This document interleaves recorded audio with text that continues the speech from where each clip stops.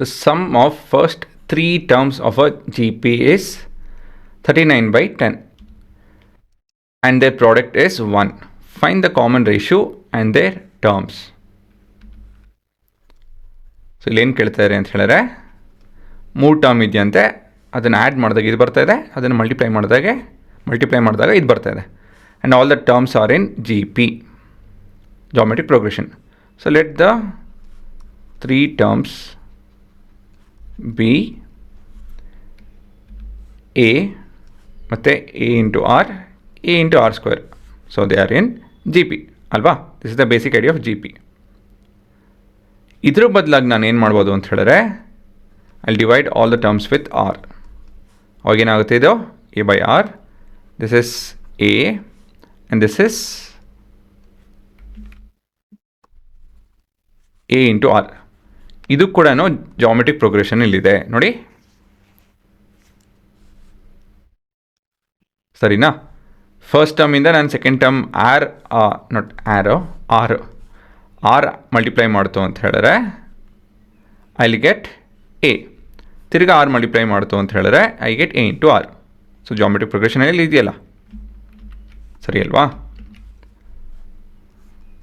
So ಹಿಂಗೆ ಬರೆದ್ಬಿಡ್ತೇನೆ ಸ್ವಲ್ಪ.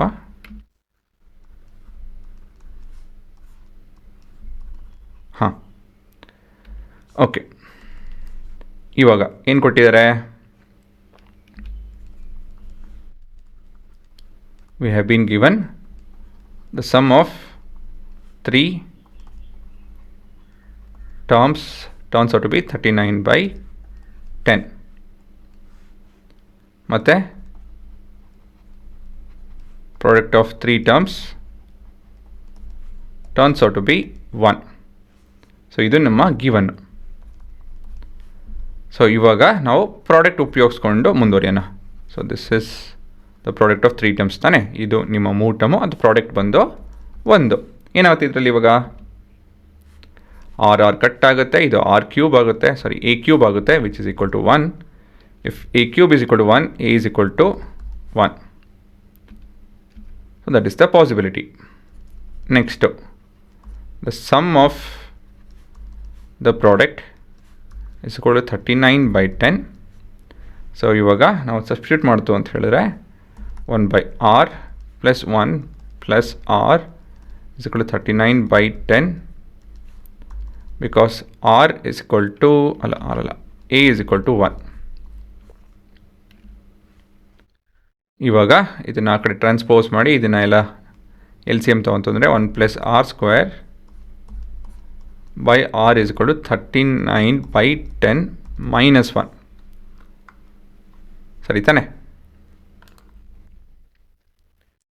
ಇವಾಗ ಈ ಬರೋ ಸ್ಟೆಪ್ಪು ಬರೆಯೋದು ಬೇಕಾಗಿಲ್ಲ, ಬಟ್ ನಿಮ್ಗೆ ಗೊತ್ತಿರಬೇಕಿದು ಅಂಥೇಳಿ ನೋಡಿಸ್ತಾ ಇದ್ದೀನಿ. ಸೊ ಇಲ್ಲಿ ಎಲ್ ಸಿ ಎಮ್ ಬಂದು 39 minus 10 by 10. ಅದಾಯಿತು ಅಂದಮೇಲೆ ನಾವು ಟ್ರಾನ್ಸ್ಪೋಸ್ ಮಾಡ್ತು ಅಂತ ಹೇಳಿದ್ರೆ ಈ ಥರ ಆಗುತ್ತೆ, ಸರಿ ತಾನೆ? ಅದನ್ನು ಇಲ್ಲಿ ಸ್ವಲ್ಪ ಸರಿ ಬರ್ತೀನಿ ನೋಡಿ ಇಲ್ಲಿ. So basically 10 times of 1 plus r square is equal to 29r. So ಈ ಸ್ಟೆಪ್ ಬೇಕಾಗಿಲ್ಲ, ಸೊ ಡೈರೆಕ್ಟಾಗಿ ಇದು ಬರಿಬೋದು ಅಂತ ಹೇಳಿ ನೋಡ್ತಾ ಇದ್ದೀನಿ. ಸೊ ಇದು ಸ್ವಲ್ಪ ರೀಅರೇಂಜ್ ಮಾಡ್ತು ಅಂತ ಹೇಳಿದ್ರೆ 10r square minus 29r plus 10. ಏನು ಮಾಡೋಕ್ಕಿದು? ನಾವು ಸ್ಪ್ಲಿಟಿಂಗ್ ದ ಮಿಡಲ್ ಟರ್ಮ್ ಉಪಯೋಗಿಸ್ಕೊಂಡು ಮುಂದುವರಿಬೇಕಾಗುತ್ತೆ. ಇಲ್ಲಿ ಟರ್ಮ್ಸ್ ಏನಿದೆ, so we have the terms 10 into 10 that is 100 ಮತ್ತು minus 29. So we can split it as minus 25r minus 4r ಅಲ್ವಾ? 100 ಇನ್ಯಾಕೆ ಬರುತ್ತೆ? ಕ್ಲೋಸ್ ಟು 25 ಅಂತ ಹೇಳಿದ್ರೆ 25 into 4, ಸರಿ ತಾನೆ? ಮತ್ತು ಇದರಲ್ಲಿ ಕಾಮನಾಲಿಟಿ ತೆಗೆದ್ರೆ r minus 5 ಆಗುತ್ತೆ. ಇಲ್ಲಿ minus 4 ಅಲ್ಲ, minus 2, r minus 5 ಆಗುತ್ತೆ. ಇಲ್ಲೂ ಕೂಡ is equal to 0. ಮತ್ತು ಇವಾಗ ಇಲ್ಲಿ r minus 5 ಕಾಮನ್ ತೆಕ್ಕೊಳ್ಳಿ. ದಿಸ್ ಇಸ್ ಇದು 2 ಮಿಸ್ ಮಾಡಿದೆ ಹುಡುಗರೆ. ಇಲ್ಲೂ 2 ಮಿಸ್ ಮಾಡಿದ್ದೀನಿ.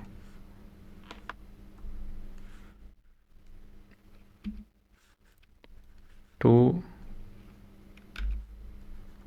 ಆರ್ ಮತ್ತು ಇದು 2r.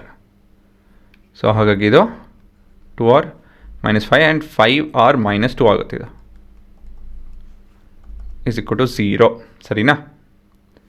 ಕೊನೆಯದಾಗಿ therefore r is equal to 5/2 and 2/5. These are your solution ಅಲ್ವಾ? ಸೊ ಇದನ್ನು ಮನಸ್ಸಲ್ಲಿ ಇಟ್ಕೊಂಡು ಇವಾಗ ನಾವು ಟರ್ಮ್ಸ್ ಕೂಡ ಕಂಡುಹಿಡಬೇಕು. ಸೊ 2 ಕೇಸ್ ಇದೆ. When a is equal to 1 ಮತ್ತು r is equal to 5/2. So 2 case ಇದೆಯಲ್ಲ, ಎರಡಕ್ಕೂ ಕೂಡ ನಾವು ಕಂಡುಹಿಡಬೇಕು ವ್ಯಾಲ್ಯೂಸ್ನ. ಸೊ ಸೀರೀಸ್ ಏನಾಗುತ್ತೆ ಅವಾಗ 1/5/2 ಆಗುತ್ತೆ, ಅಂದರೆ 2/5. ನೆಕ್ಸ್ಟು ಟರ್ಮ್ 1 ಮತ್ತು ಇದು 5/2 ಆಗುತ್ತೆ ಅಷ್ಟೇ. So case 2 we have a is equal to 1 and r is equal to 2/5. So ಇದು 5/2 ಆಗುತ್ತೆ. ರೆಸಿಪ್ರೋಕಲ್ ಅಲ್ವಾ, 1 ಮತ್ತು 2/5. ಸೊ ಎರಡೂ ಒಂದೇನೇ ಫ್ಲಿಪ್ ಆಗಿರೋವಂಥದ್ದು ನೋಡ್ಬೋದು. ಸರಿ ಅಲ್ವಾ? ಸೊ ಲಾಜಿಕ್ ಏನೋ, ದ ಮೇನ್ ಪ್ರಿನ್ಸಿಪಲ್ ಎಸ್ ಇದರಲ್ಲಿ ಏನು ಕಲಿಬೇಕಾಗುತ್ತೆ ನಾವು, ಇದು ದಟ್ ಹೆಲ್ಪ್ಸ್.